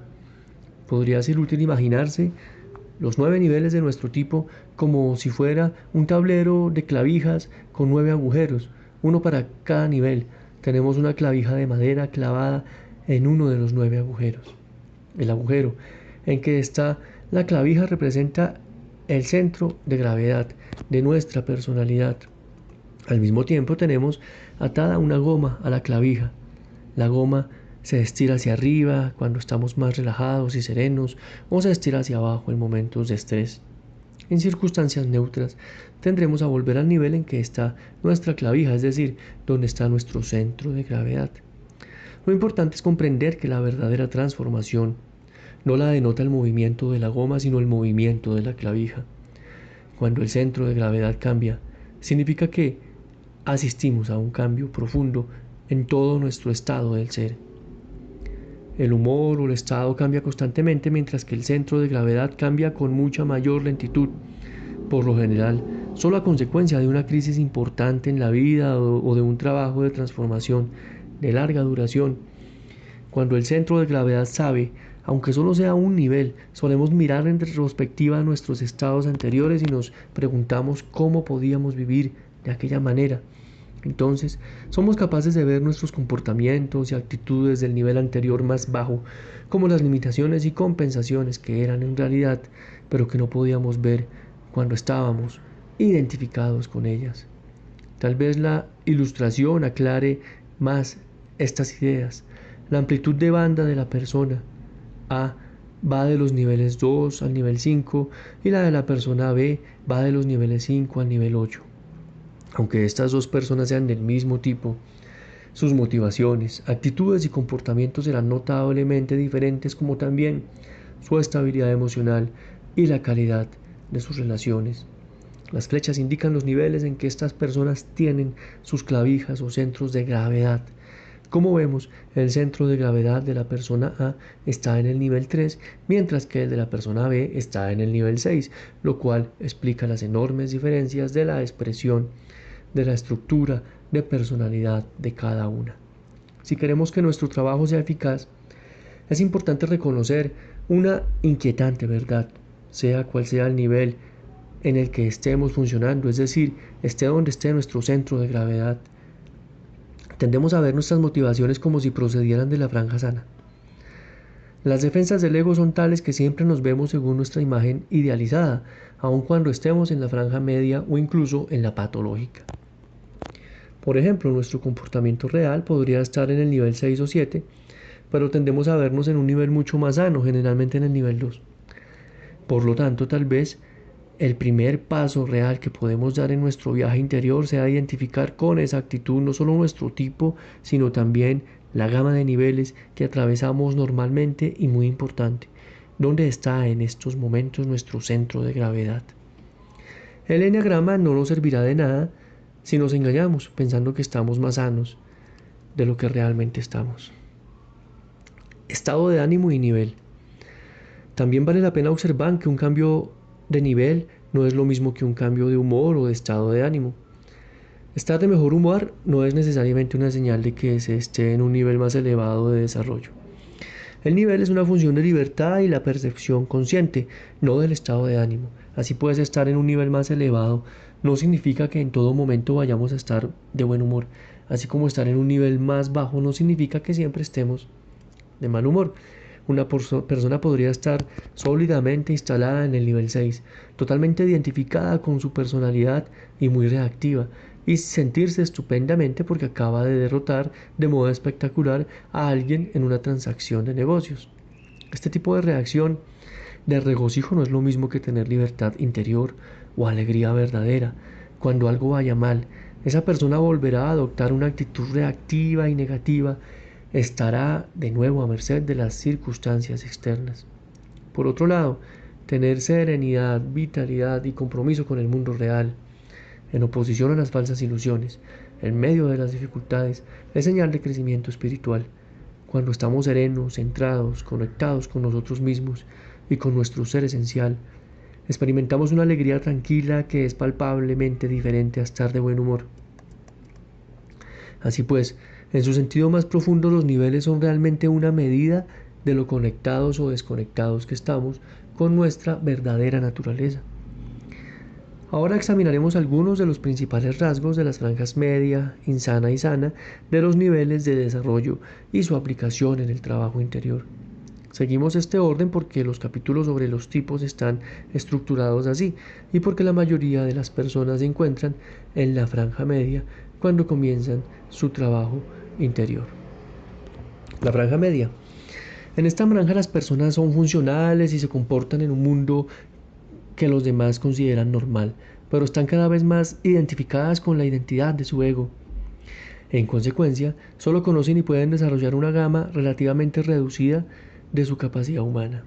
En realidad, a medida que baja por los niveles de la franja media, cada tipo manifiesta mayor grado de egocentrismo, puesto que el mantenimiento del ego se conviene en principal programación de personalidad. Además, la vida de las relaciones presenta muchas situaciones que no respaldan la imagen que tiene de sí misma la persona. Por lo tanto, siempre hay manipulación de sí misma y de los demás, y es inevitable que se produzca conflicto. La llamada a despertar. La llamada a despertar sirve de indicador de que estemos alejándonos de la franja sana de nuestro tipo hacia la franja media más fijada. Esto es una señal de que nos estamos identificando más con nuestro ego y que ciertamente surgirán conflictos y otros problemas. Por ejemplo, la llamada a despertar para el tipo 9 es la tendencia a evitar conflictos siguiéndole la corriente a las personas. Cuando los 9 se identifican más con la estructura particular de sus egos, dicen sí a cosas que no desean hacer, reprimiéndose a sí mismos y a sus necesidades y deseos legítimos hasta que inevitablemente se reproducen conflictos. En los capítulos sobre los tipos trataremos con detalle las llamadas a despertar o observarnos en estas circunstancias. Es uno de los modos más potentes de usar el eneagrama en la vida diaria. Las llamadas a despertar. Primero, creer que se tiene la obligación personal de arreglarlo todo. Para el 2, creer que hay que tener la mano a los demás para conquistarlos. Al 3, comenzar a actuar para obtener posición y atención. Cuarto, aferrarse a los sentimientos e identificarlos mediante la imaginación. Para el 5, apartarse de la realidad para abrazar conceptos y mundos mentales. El 6, comenzar a depender de algo exterior para orientarse. 7, pensar que